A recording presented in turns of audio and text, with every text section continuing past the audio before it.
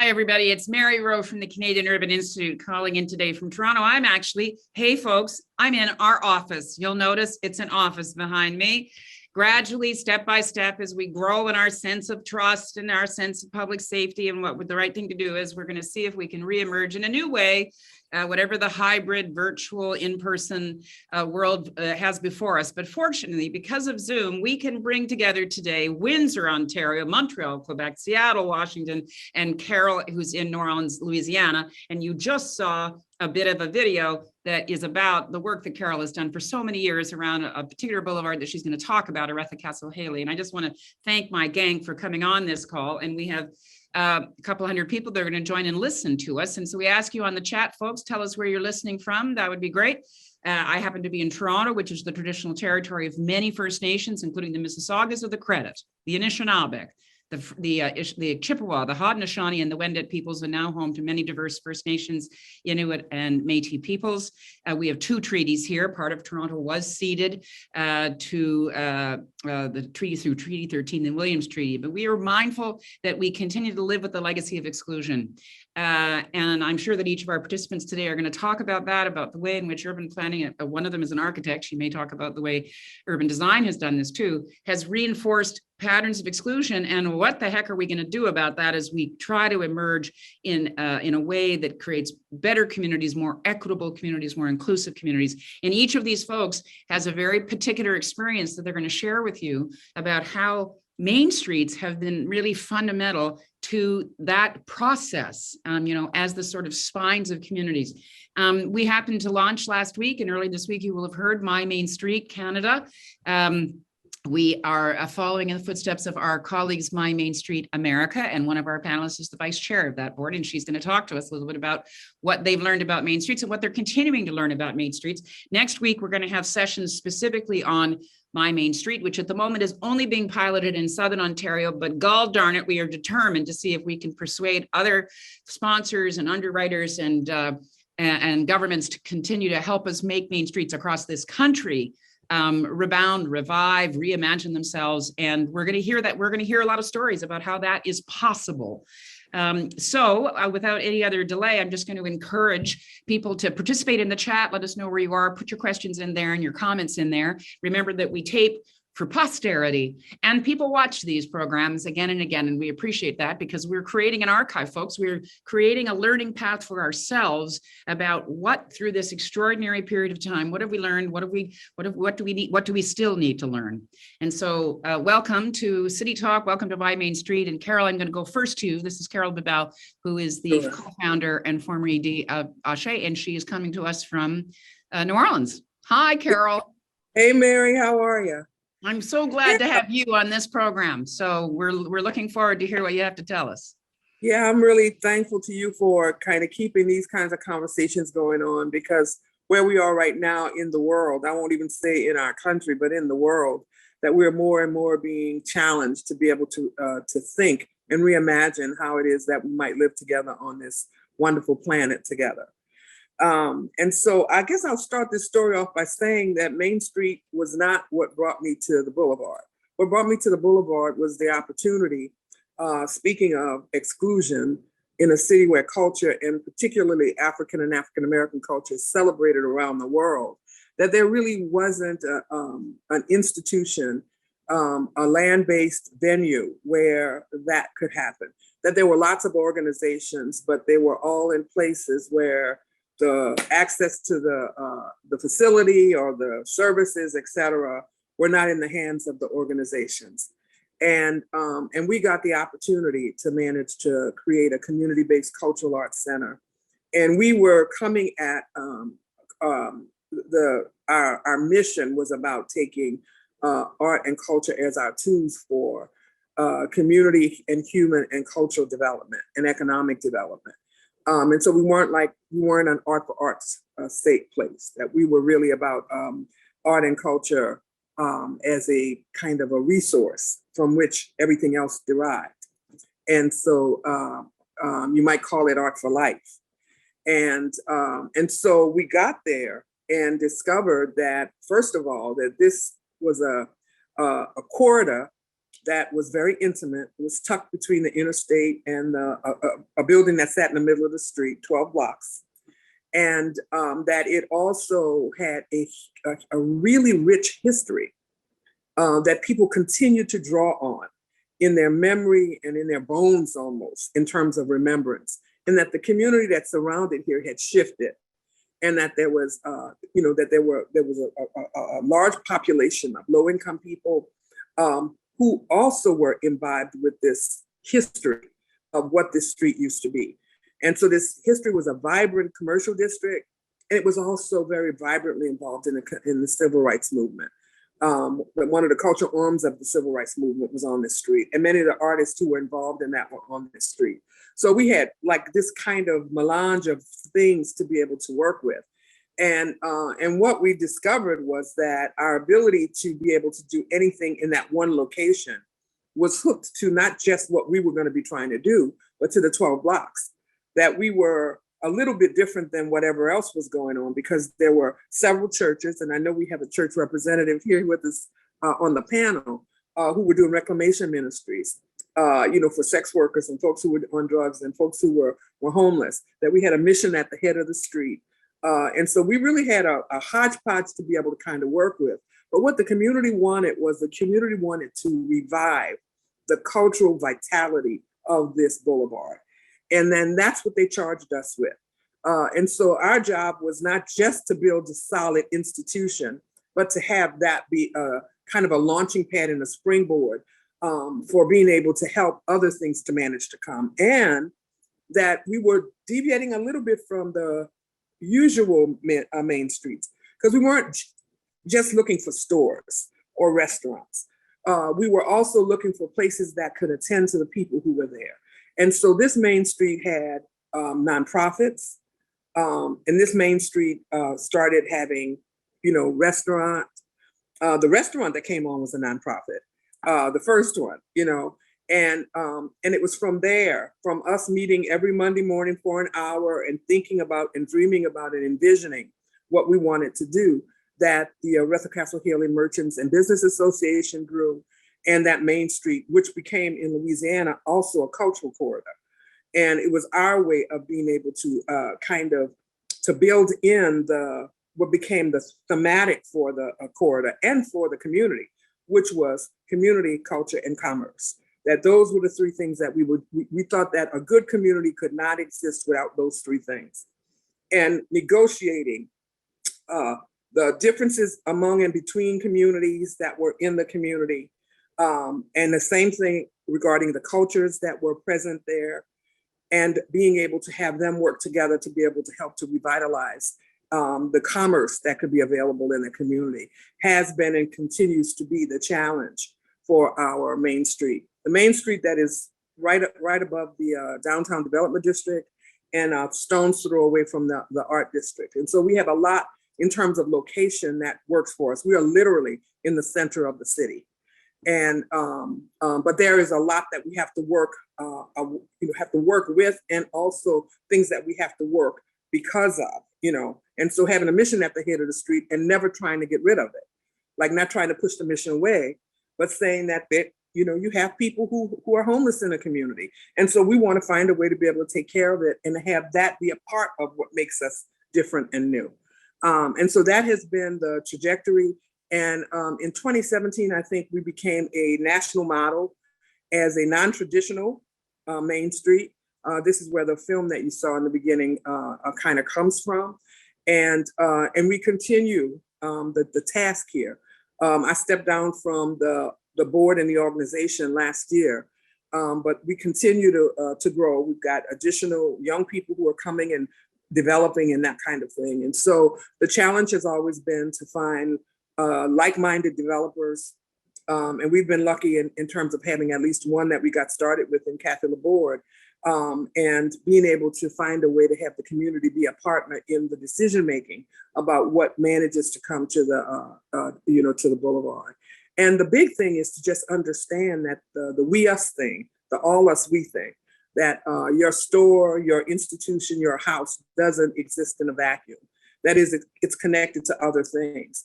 And luckily, Central City understood that And we not only had the motto, but we also had, a manifesto, which was our dream and our vision of what the community ought to be, so that we could constantly have before us what we were looking to have. Safety, to have commerce that was revitalized, to have a place where children and elders were safe, a place where the schools met the needs of the kids, and so the dream was vested in the manifesto.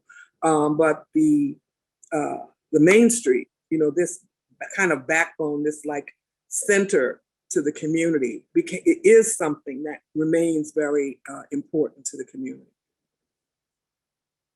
Thanks, Carol. I can already see that people are responding on the chat and even on the panel here to the truth that you're speaking. Something that's interesting too about the Boulevard is that it's had different names. And that is something that's surfacing in other cities around the country, around racial justice and racial reckoning. And Yes. Do you want to speak a little bit about how that process took place? Sure. Yeah, it was initially called Drive Street, and there are many people who still remember it as Drive Street. And then in the late 70s, 80s, it was renamed to Aretha Castle Haley Boulevard to celebrate the life and the legacy of a wonderful woman who, Shiro, of all of us, who was a high-ranking and high-performing member of the civil rights leadership in New Orleans and in the South.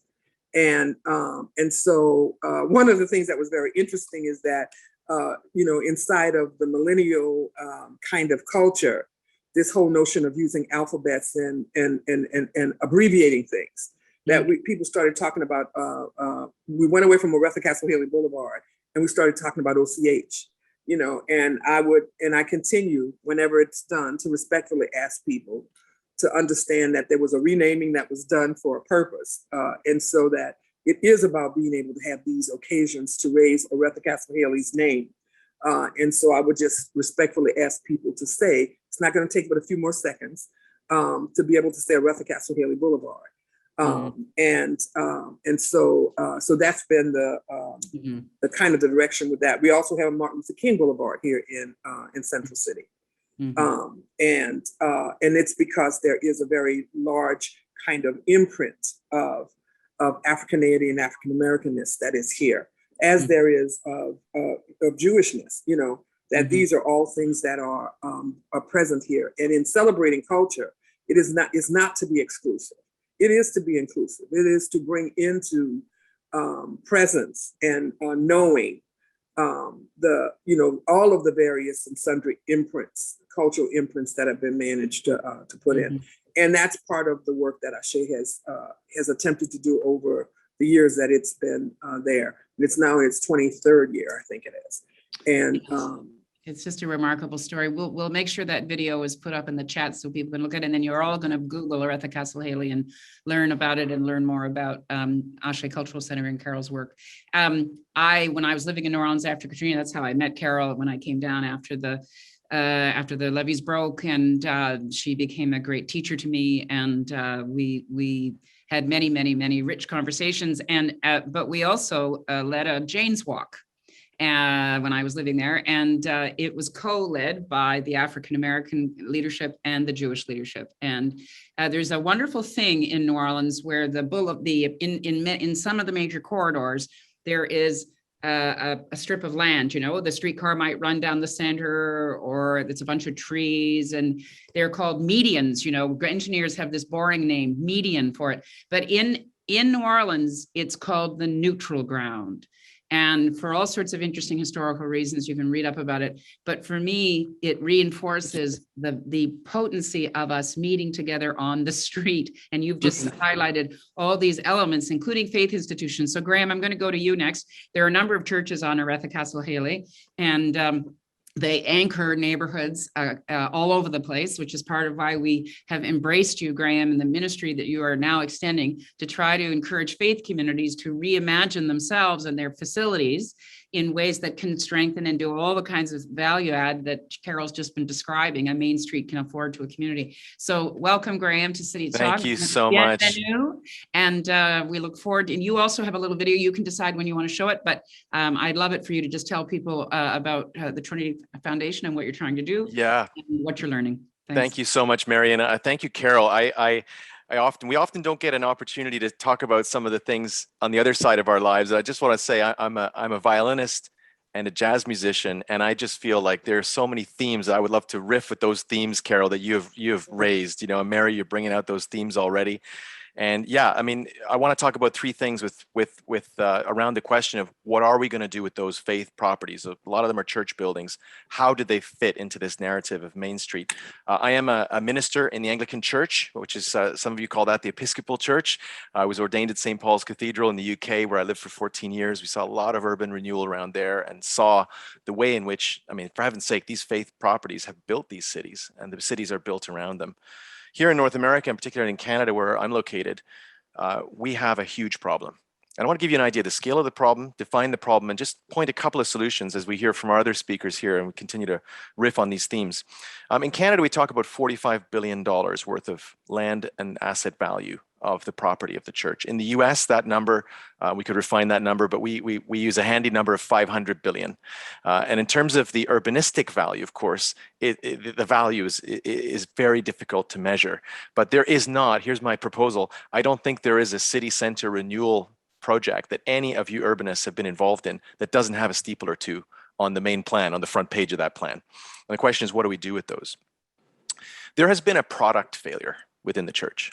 The idea of a single set of religious beliefs own a particular property and they manage it exclusively is a product failure.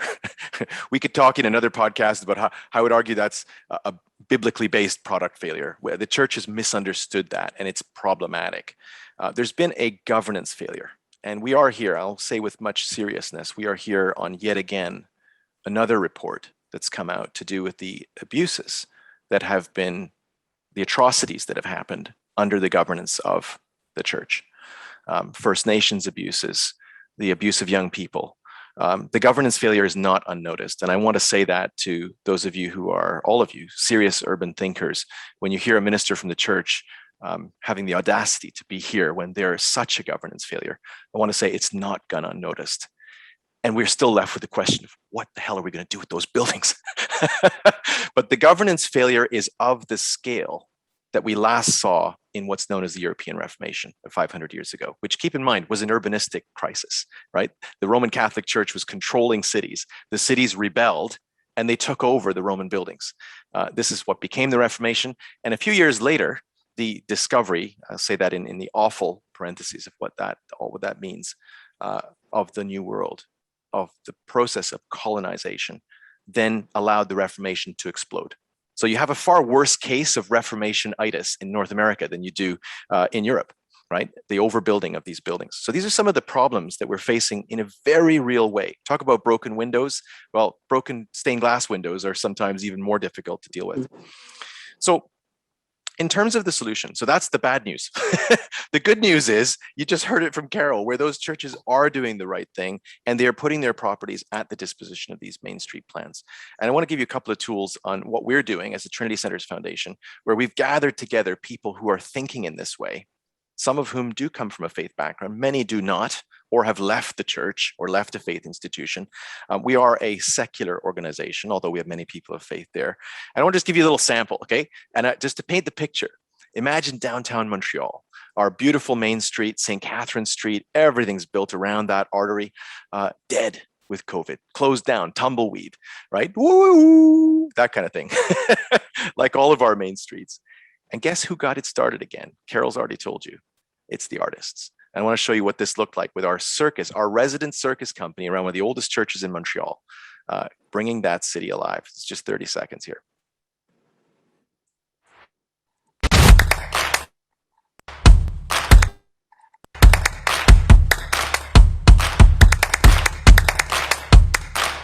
He's hanging from his hair, in case you're worried about that.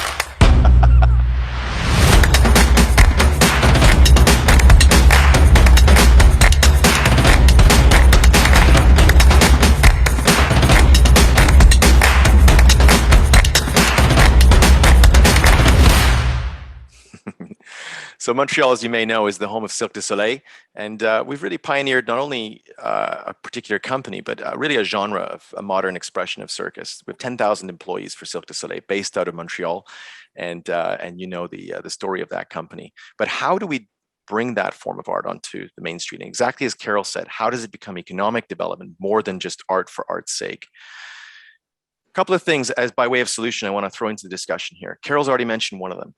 How do we underline, as urban thinkers, the importance of keeping not-for-profits and charities in the center of a city? There are very few categories of not-for-profits and charities who hold anything resembling a property asset. The biggest category are Christian churches. So for heaven's sake, we have got to put those two problems together. And you as urbanists can shout about that. We want charities and nonprofits in the center of where people are living. And it's very difficult for them. Number two, we have to engage the tax and land use questions that come up from this. I'm encouraged. Mary has brought a lot of people in Canada around this. I've had a lot of follow-up conversations. You know, I get messages from Mary saying, you need to talk, get together, talk, put it together.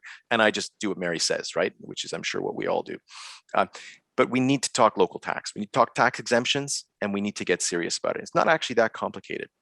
You as urbanists can call for this change publicly, because we as the not-for-profits and we as those who are governing faith properties, we're listening, but we have other partners and we need your call. It makes a difference that you talk about this, right?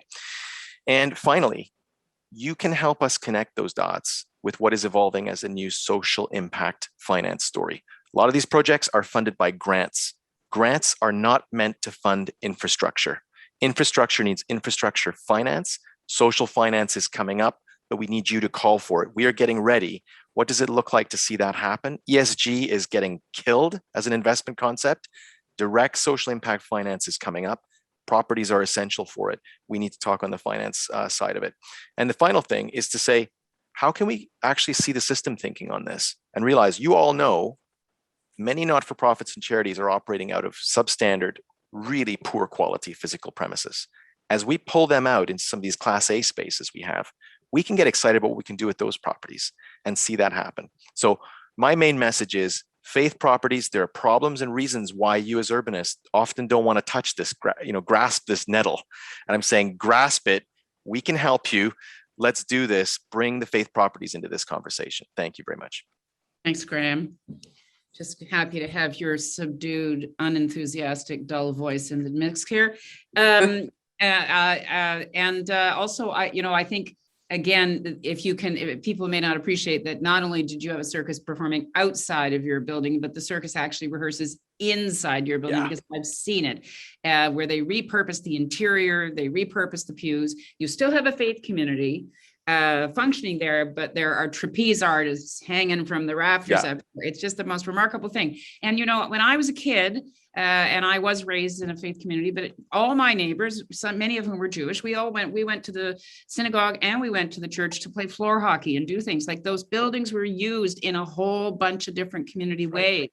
And we've got to continue. If those things get sold into private hands and they get turned into condos or God knows what, that's it. We lose that. We never get that civic purpose back. No. So we feel like the Main Street angle is what we're trying to push. Go ahead, Absolutely. Graham. One tiny shift on this. Those activities, the AA groups, the Scouts groups, they often happen in the church basement. That's the secondary, tertiary architecture. The primary architecture is the main sanctuary. Our projects, just to be clear, you have to take the pews out. Pews are not helpful. They weren't helpful in the first place. They were a class divider. They need to come out, because then we take all of what I just said and what we're talking about here, and you put it in the heart of that space. And that is a decolonizing act. It's a deconsecrating act, which actually helps the faith communities. And for heaven's sake, it helps the Main Street. But we could get into, I tried to talk about everything outside the building. Inside the building, man, gut that thing, get it open, get the groups in there. And the justice that flows from that, it's a sweet thing. Thanks, Graham. I'm going to go ahead, Carol. Yeah, I just want to mention, this is very reminiscent of the community school movement of the 70s.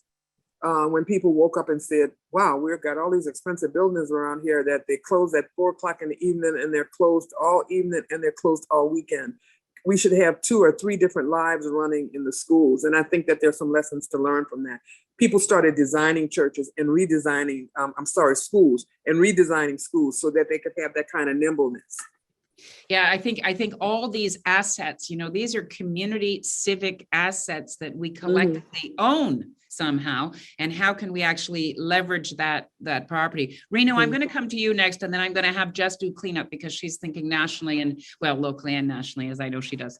But Reno, we spent a fabulous week in Windsor, Ontario, which for our American audience is right across the border from Detroit.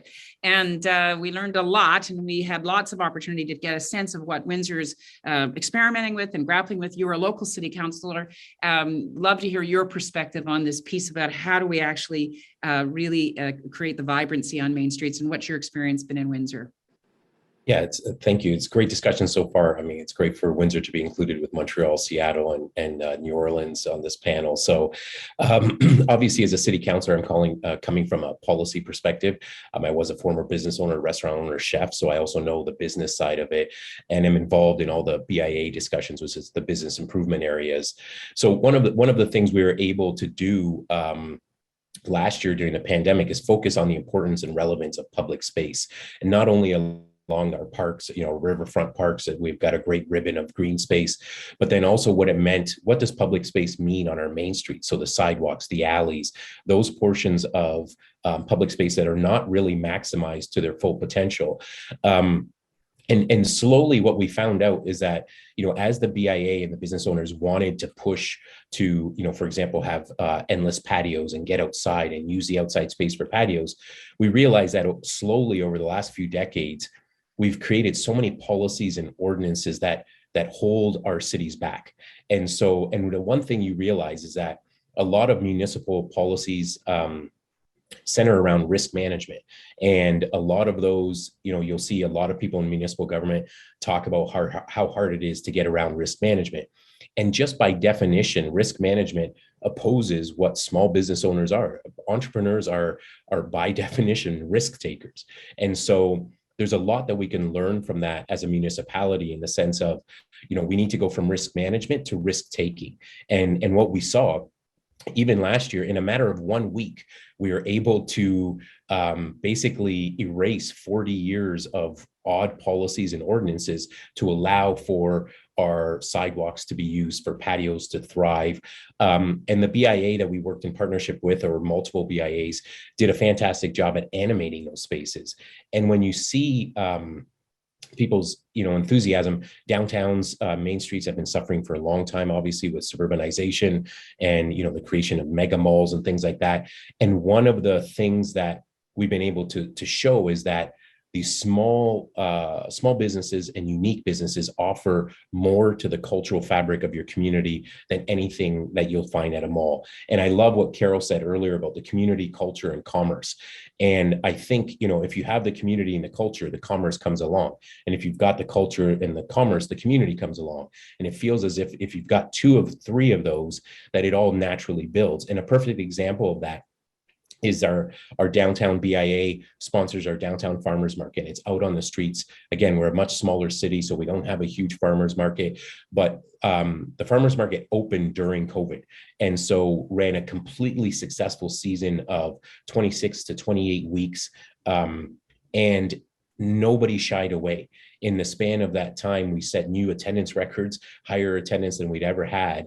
And now we're growing it into night markets, arts and crafts markets. And so people are realizing the importance of public space, but not public space in just your traditional view insofar as parks and big public squares, but just your sidewalks, your alleyways. We've been focusing on projects in Windsor that incorporate art and graffiti art and murals in alleyways.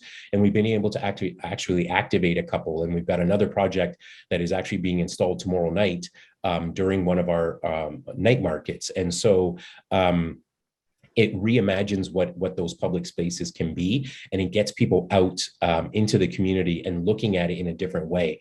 And so from a municipal policy perspective, COVID, the pandemic, has really sort of put into focus, how much we need to actually strip back and allow to go back to just setting some basic parameters. People need to be able to enjoy public space, and you actually, it allows for it to be more of a great equalizer. Some of the, in the last year or more, you would actually think it was bad for small business in the BIA. And we've had over a dozen new businesses open in the BIA with as little as 2 closing. So, and those businesses are, many of them are actually owned by minorities, pushing new, the farmers market, for example, offers it to be allowed to be an incubator for new Canadians to come in, Indian dishes, roti dishes. These are, Windsor is a great food city. And so we see the farmers market being able to be this fully accessible incubator that then leads to people wanting to open businesses in our Main Street areas. And so, I'll leave it at that because I think I can go on and people don't want to hear politicians talk forever. But I think as a policy, you didn't sound too much like a politician, but you, whatever a politician sounds like, but you did make the point that there are rules on the books and things. How do we actually square this risk management thing? Because as you say, entrepreneurs are the people who actually take risk all the time, right? And suddenly there were things that municipalities said, oh, no, we can't allow that. And then suddenly they did during COVID because they were compelled to, right? So whether we can encourage our brothers and sisters in the policy world that risk taking can sometimes be really worth it, right? Right. Well, the pandemic, I like to put it, the pandemic was the ultimate pilot project. Yes, right. And so it forced everybody to move quickly, do things differently. And we saw the results of those things. So it was really, really good for those reasons. Well, I think you're a brave man to suggest the fighting words that Windsor is a food city when you've got somebody from Montreal and somebody from New Orleans on the call. Just saying. But let's see now. Per capita. Hey, Mary, can I just throw in one quick one before we go over to Jess? I want to get to Jess, but yeah, go, Graham. Just a quick one is that I think the risk management story is such an important one that Reno has brought up. And the importance of saying the risk was managed, you created a policy that did not take those other risks off the table. And by doing proper risk management, keep those risks on. What happens if we lose all the local businesses? What happens if nobody comes out? What happens if suburban rural town breaks down even further? And when those risks are kept on the table, the risks of those entrepreneurs Reno's talking about look a lot less crazy. And so it's actually in some cases a poor risk management. Don't you understand what will happen, city administrator, if you don't do this? And no, we dealt with those a long time ago. No, you didn't. Put them back on the table. Those are real important risks. Yeah, I mean, you had to trade. These are all cities are about risk. They're about all sorts of things, but they're part about risk. Okay, Jess, good luck trying to step into this little soft-spoken group of folks. But you've had many lives and you've lived in a bunch of different places. And I'm interested in your perspective now, and also because you have a climate focus. And I think that that's part of the conversation too about climate justice and how Main Streets can actually help us fulfill our international commitment, for instance, to the Paris Accord or whatever it is. So, and you're also on the Main Street America board. So that's right. Really thrilled. That's right. Yeah. Thanks for having me, Mary. And it's so great to be here with all of you today. My name is Jess. I'm an architect and city planner and executive director of Environmental Works, which is a nonprofit community design center. Joining you here today from the traditional land of the Duwamish and Coast Salish people in what we now call Seattle, where we operate. And I'm also, as Mary mentioned, vice chair of the board of directors of the National Main Street Center and Main Street America. And the National Main Street Center leads a network that helps communities through preservation-based economic development, specifically in historic and older downtowns and in commercial neighborhood streets. So Aretha Castle Haley Boulevard is one of the member communities of that network, and I think received one of our national awards a couple of years ago. So that's a great example of the kind of communities that we're working with. And National Main Street Center has been the staff there have been working unbelievably hard during COVID to stay connected with all of our member communities. And the staff of those member communities and the volunteers on the ground have had like unparalleled creativity to respond to this situation and try to invent new activities, new ways to support businesses, new ways to support community, new ways to include people during the pandemic. So I really love that analogy, Counselor. This is the ultimate pilot project. I think we've seen that just in thousands of communities across the country and on the ground. And so the Main Street Center is working hard to connect all of those good ideas and get people sharing ideas and supported, feeling like they're not out there alone. They are a part of a bigger ecosystem. And we've also been doing research, connecting a lot of survey research, specifically of small businesses during the pandemic, because they've, of course, suffered a lot. And I think we saw a record number of business closures last year in 2020, and specifically a lot of business closures in Black and Latino communities. And so trying to figure out what we can do to support and rebuild back with a better entrepreneurial ecosystem, so that we're not reverting back to the old ways that communities did economic development, which were very much focused on trying to attract businesses from other places. Like, oh, let's just go out and try and attract an employer to come here and give them tax incentives or whatever they need to get them to locate here. But in fact, looking inward and doing that real gardening of the businesses that you already have. How can you invest in the places, in the communities, in the people that are already a part of your community, and especially those that have taken risks and tried to start new businesses and invented new models during this period of dramatic change. So there's a lot of advocacy at the Main Street Center around that kind of work, and happy to share some links to some of that research and work. But I also want to just bring it back, loop it back to something Graham talked about. Our organization, Environmental Works, is a nonprofit, and the story about nonprofit ownership in central cities rings really true to us, because we own the historic fire station that we operate out of. And we own it because the early founders of Environmental Works, who were University of Washington architecture students and graduates, recent graduates, squatted in it when it was vacant, when they started in Earth Day 1970, to stop it from being razed for an expansion of the parking lot next door. And so eventually we got the city to sell it to us, and now we own the property. And to bring it all full circle, during the pandemic, that grocery store, which is a QFC, which is a part of the Kroger chain nationally, closed that location, I would say, in retaliation to the Seattle City Council for passing an emergency pay upgrade for essential workers. So they closed it and said they could no longer make the cost of business. So I take a small bit of pleasure that we outlasted the bastards. We're still there, and they closed during the Good for you. But it's a real, I mean, I feel like it's a real sacred responsibility, that kind of property ownership and that role within we're on the 15th Avenue corridor in the Capitol Hill neighborhood of Seattle. So I'm glad to hear that too. Let's riff off that, because I think this question of who owns what, we have a partnership with Shorefast and with Zita Cobb, the founder of that charity, which is focused on community economics. And her question always is, it matters who owns what. Yeah. And how do we have the community own these resources so that artists and social work and all the different kinds of things that we know need to be part of Main Streets? How do we do that? Carol, I know you went through a struggle and you actually bought your building, right? Yeah, we have, we were able to buy our building, but we had a major property. In fact, the property that helped to drive the development on the boulevard was a school, which was a full block. And the vision the community had for that was to make it the state's civil rights museum. And the school board who owned, and we had that vision before the school closed, then the school closed. And we spent a long time convincing people who became interested that they could always find another building to do what they wanted to do. But it was going to be harder to find a place that was so perfect for something like a civil rights museum. Yeah. And then we got to the point where another developer, ostensibly a socially conscious developer, saw it as an opportunity to be able to help entrepreneurs, et cetera, et cetera. And the school board had held on to it as long as they could for an empty building, because their insurance costs were going up and all of that. And so a development was created, and it operated for about 5 years. And the problem was it did not work inside of the vision. It saw a vision that may be further down the road, but it definitely wasn't the one that was present at that point in time. And so a grocery store showed up in a place where we needed the grocery stores, except that it looked like a foodie place. And of course, the people who lived in the community didn't see it as a place that was for them, because it didn't look or have the things or made it easy for them to find the things that they wanted. And so this kind of went on for a while. They finally realized the error of their ways and then tried to change, but it was really too late.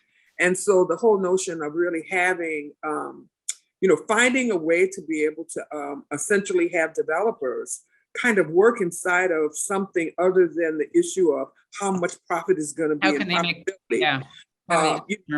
is really a hardship, and it really rests in how much social cohesion there is in a community, how much effort has been put into mobilizing the community and having the community be able to show up in the places where policy and decision making is going on. And so at that point in time, we did well for a long time, and then we didn't. I mean, and this got to be really testy because the developer that got the property, we then went to another developer who agreed to buy the property because they went to the auction to get the property and hold it for 2 or 3 years while we continued to try to find the money to do the Civil Rights Museum, and they outbid them. And so the one who lost is, got with us and agreed that they would go and get the property, but they weren't going to spend more money for it. They were not going to give this other developer a profit on the exchange. And in the end, they got to keep the property. So it really takes a lot that has to be done in mobilizing and community organizing. That's why community is the first part of that C3: community, culture, and commerce. Let me, Carol, I just love where you're going again on this. Let me throw in a couple of ideas on ownership, particularly faith properties, but I think it extends to other types of social purpose real estate. And they're all things that we know, but we've thought a lot about this. I wrote an article called Updating the Social Contract Around Canada's Places of Faith in municipal world. And that was when I kind of began my journey down the road to urbanism. And I published 2 pieces for Municipal World, which I count as a great privilege. But this needs a lot of thinking, right? 3 areas. 1, how did the land get there first? What was the grant of land? 2nd, the municipal tax and its exemption. What's the value of that? 3rd, how do you go back and look at restricted funds in terms of the charitable operation? So the grant of land, think about a new development where somebody's building 2,000 houses and they create a little strip mall. And the Kroger, the Loblaws, it's there because the developer had to put it there. And it's discounted rent because they needed to have a grocery store and a drugstore. And that was the deal. And a bank machine, a small bank teller kind of thing. The amenities were there, right? A guy like John Galt, interesting developer in southwestern Ontario, where I come from. Yeah, absolutely. He was the kind of developer that gave land to the Scottish Presbyterians, so the Scottish people would move their houses there. He gave land to the Anglicans, so the English people would move there. The church buildings were a grant of land or at significantly below market rate in order to be an amenity to bring those national groups there. So this was by definition a colonizing act. So right? Graham, right? Graham, I want to know where you're going in this, because I guess the point you're making is that you can use this argument to go back to a faith institution and say, hey, boys and girls, you've derived an enormous benefit that through the public purse. So I want to go to Reno and ask him, Reno, based on what Carol was suggesting, are there ways in which municipal governments could create other kinds of vehicles? Can you buy up these properties? Can you make your municipal properties available? Can you create land trusts? And maybe Jess can talk to us about how do we advocate with other levels of government to be able to create new vehicles to ensure that the community owns these places. Reno first and then Jess. Yeah, I think you're hitting and underscoring some of the problems that are across a lot of cities across the world where it's passive planning. So developers come in and dictate what ends up happening in a lot of these neighborhoods. And I think one of the tools, and I think we need to start looking at them, is sort of pre-planning or planning for the future and what we want to see there. And I think community land trusts are one option where you work with the community that's there. The community land trust, the land stays within that group governed by a board. And that board dictates not just, whether it's affordable housing or certain types of businesses, but also cultural things that are available there. And so if you look at that, and then other municipal tools in Ontario, tax incremental financing, how we change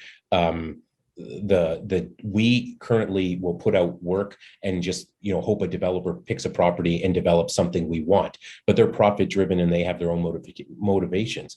As a city, we could plan ahead and actually do a design and build and say, on this corner, this is the type of development we want, and then go out for requests for tenders on that property, right? And so I think we need to be proactive, and there are a lot of municipal tools, but rarely are we using them. And so we need to change the way we think about building up those cities. How do we do that? I mean, Jess, the work at Main Street America, you guys have been working. I mean, I just want to flag, first of all, Main Street America is decades old. So they're old hands at this, which is great. But the other thing is what I'm so appreciative of about the concept of Main Street. It works at every scale of community. So there's Graham, very sophisticated, cosmopolitan, large city. It also works in Southern Ontario. It works in Southern Alberta. It works in smaller communities. So have you looked at how you can encourage municipal officials to be more risk-taking and find new tools to get things? That's a lot of the resource and government advocacy work that happens in Main Street America. And as another example, but I think it takes that on the ground organizing, because the example that I've been thinking about when Graham's been talking about the faith-based owned properties is a project here in Seattle called the Nehemiah Initiative, which is working with the leadership of Black churches in the Central District, the historic Black neighborhood of Seattle, to help them develop housing specifically on church-owned land, because it would make the church continuing to stay there financially sustainable, but also it adds more housing in a neighborhood that dramatically needs it. You know, and the Black churches in particular are institutions that have hung on despite essentially a century of public policies that were working to actively exclude them, or at best treat them as disposable, right? So this is in the face of a long, decades and decades of policy trying to come up with. And so ownership there is everything, that these churches will retain an ownership position and decide what happens with that land. So the city is working to make more flexible zoning to allow additional housing in that capacity, but the ownership is, a non-negotiable in that, right? Because of that history of exclusion. Yeah, I mean, in some ways, what Carol was describing of the saga of working with those developers around that school, and I know that story, is that the risk, speaking of risk, that we have, that as main streets recover, they will gentrify. And we will suddenly find a situation where the local community, it's not their main street anymore. So any ideas from any of you about how do you actually combat that it doesn't just become a main street of, and the pressure to put housing on main streets is extraordinary. And those developments go in, and then the small mom and pops can't afford the rent. And before you know it, all you've got is chains. So thoughts on how we prevent the gentrification? Carol? The gentrification without, displacement is the thing. It's the challenge. And the notion of improving the neighborhood is not the problem. The problem is to improve the neighborhood at the disadvantagement of the folks who have lived there and struggled to be there. Maybe is public buildings critical? Or public use buildings? In other words, can you prevent the gentrification if you take all the public land, you take all the institutionally held land, which is a lot, like churches in various places, libraries and schools, and you find a way to have housing into those? Is that one way to anchor? Hang on, Jet. It could help. It's not enough. Not enough. Not alone. Of the way, and again, the work has to be done at mobilizing communities. The things that have interrupted things that big developers have wanted to have happen have been when folks have showed up and made the folks who are elected understand that they were going to have dues to pay if they didn't go the direction that they were wanted. We can't mix that step. We can't miss that step. Mobilizing, creating social cohesion, having people be involved in their own deliberation and decision-making about what's going to happen is something that we can't defer to the elected official and to the leader and to the scholar and to the planner. There has to be a way in which they are forced to listen to the community. And the community therefore has to be there with a voice, being able to inform their listening. And we've got to have a way to empower the community so that their decision actually is the decision, not just fit in. Well, exactly. Yes. And I just think, then Rena, over to you. I think as much as it's difficult for us to have spent our careers making places better and investing, advocating for investing in places, to say we have to invest in people along with the place. Oh yeah, so yeah. Yeah. And one of the things I think needs to happen is we need to bake it in. Say it. Sorry. Just Carol had something quick, and then to you. I just think it's placemaking, but it's also placekeeping. That's right. That's right. Go ahead, Reno. Yeah. So, and part of this, we need to bake in these things into policy. So, as to Carol's point, yes, there has to be a surge of people, bringing it to their elected officials, but, every 4 years you get a new crop of elected officials. So you don't want to have to do this constantly and then lose one big section of a street. So it needs to be baked into policy and zoning and things like that, so that we can, form-based code is something that needs to be overhauled across North America, so that the form of that main street needs to be retained. A lot of these small ordinances that have come up over the years, it's what's actually destroying these main streets. Because if a building goes down on Main Street, you can't actually replace it with a building that looks exactly like the old one. And so unless you bake it into policy and then use the tools, the TIFs, the community land trust, and those types of things to actually ensure that the community that's there today is the one that's going to benefit from the development and from the growth and from the investments that come. And without baking it into actual policy, you're not going to see it consistent. You will see ad hoc projects do it and good developers do it, but you won't see it across the community on your main streets that like it should across North America. And one of the time, hang on, Graham, with the time that's left, let's talk about what you've just said about what should we, there's a question in the chat here about what are the tools, how do we measure success? Can you folks, as you make your sort of final comments as we round the corner here, are there particular tools, policy changes that we should be advocating for? And I'll just put the context in here that the Biden administration and the Trudeau administration, we don't call it that here, but the federal government in Canada, are about to spend $1 gazillion rebuilding their countries after COVID. And they're going to spend lots of that dough on what they define as infrastructure. Graham, I'm going to start with you. You said, hey, we've got different forms of infrastructure. So how do we want to steer the money, and what are the policy and tools that we can put in people's hands to advocate well? Graham, you first. Yeah, thanks, Mary. So the institutional finance question is the question that I'm looking at when you ask that.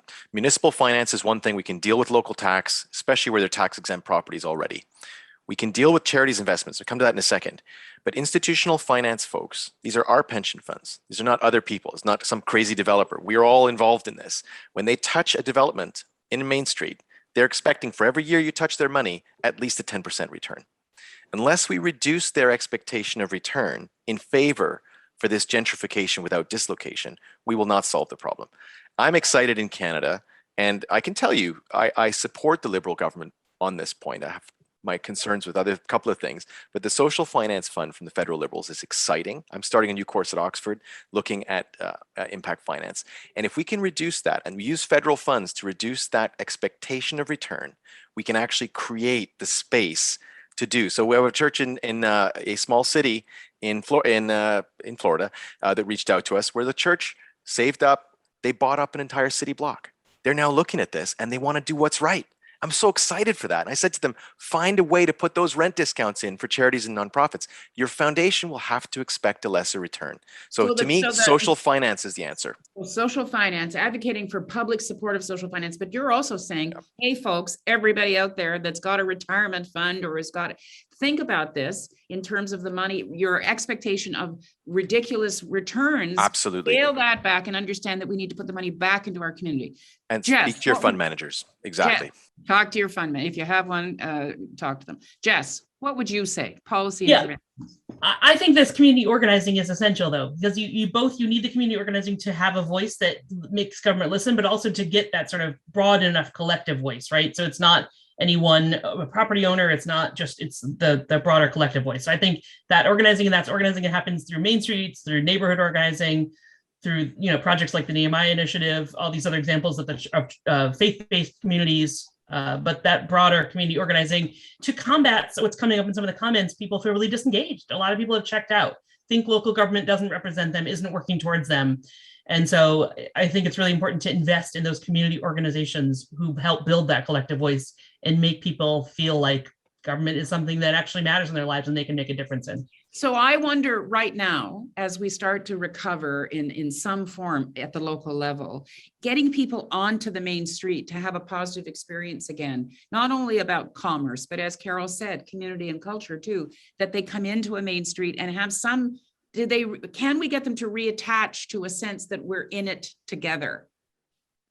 Reno. Well, yeah, I'll take it one step further. All those investments from the federal government, they all get enacted at the municipal level. And unless we actually focus on the ordinances and policies and things that are happening at the municipal level, you're not going to actually see the type of city that you want. And so the municipality has to become and start thinking like a developer, working with community groups where the community groups are also part developer. And so if you engage that same community, Mary, that you just mentioned, in the design of your main street, the design of your neighborhood, the design of a certain area of your block, and then you build that up with with the specs to then go out to tender, where the city or potentially the not-for-profits are actually part of that process and acting as the developer in this case, you actually develop the community you want to see, and you're not just beholden to the ultra rich developers coming in and doing what they see for profit. And you're going to see more and more control, because as you see mega developers becoming international, so to speak, they're landing in small cities like Windsor. And so to protect against that, the city has to act as a partner in the development in creating the city that we want to see. And unless we do that, we're just going to be sitting back hoping for the best. Is there a role that you could play, Reno, as a local councillor, and that your council could play too? Because what I'm hearing folks say, we got to work with the development community, we got to work with the folks where the money is in the system, right? Is there a way for you guys to provide some leadership and say, if you do this, developer, madam developer, here are the benefits to you to do it this way? Because I don't want to write this whole sector off as a bunch of avaricious jerks that only build monstrous things. Can't we cultivate some really great developers who want to work at a small scale? Absolutely can. And I don't want to paint all developers as bad either, but you don't often get exactly what we want. So to get exactly what we want, we have to partner with them. And by partnering with them, we can use TIFs, tax incremental financing. So we're giving them the incentives to say, you need to build your building with a zero carbon footprint. You need to build your building with a mixed use residential where there's retail on the main floor, hidden parking, no parking minimums. And you need to do it in these ways. It'll add X amount of cost to your investment, but we're also going to grant that incentive back with you in tax incentives. Yes. And so the municipality now becomes an active partner as opposed to a passive regulator, so to speak. So as soon as the municipality takes an active role, it helps guide the projects. And to your point, a lot of developers are looking to do a lot of great projects, but they don't actually have necessarily the input of the general public and the people. And as the municipality, by definition, that's our role. So for us to meet with the local neighborhood, meet with the residents and see what they want out of this development, and then work with that private developer to make it an A+ result, that's the key here. And we need to see ourselves as a partner in development, not just a regulator. Yes, I think that's exactly right. That in addition to the planning and visioning and the regulatory functions, that deal-making function of local government is essential to set the expectation that these community benefits will be baked into new development. Go ahead, Carol. I'm going to come to you last. What do you want to say? Yeah, and I'm going to go onto the other side. Part of what doesn't work is the fact that we try to change and to improve on the developers, the policymakers, the elected officials. The problem is that at the core, the best circumstance is the one that is up by and for the people. We're not making the same kind of investment in terms of making sure that people have a seat at the table, that they are learning in a way that they can be informed when they're sitting at the table, that there's a way in which the folks who have to work with them are incented to work with them. I don't know what happened, but when I started working in the 70s, something had happened so that you had to plan with people instead of planning for them. Yeah. Something somewhere happened. And so everybody was scurrying around trying to get community advisory committees, et cetera, et cetera. We've got to change the formula, and we've got to work as hard on being able to get the people involved and up to snuff so that they're able to manage to represent their voice.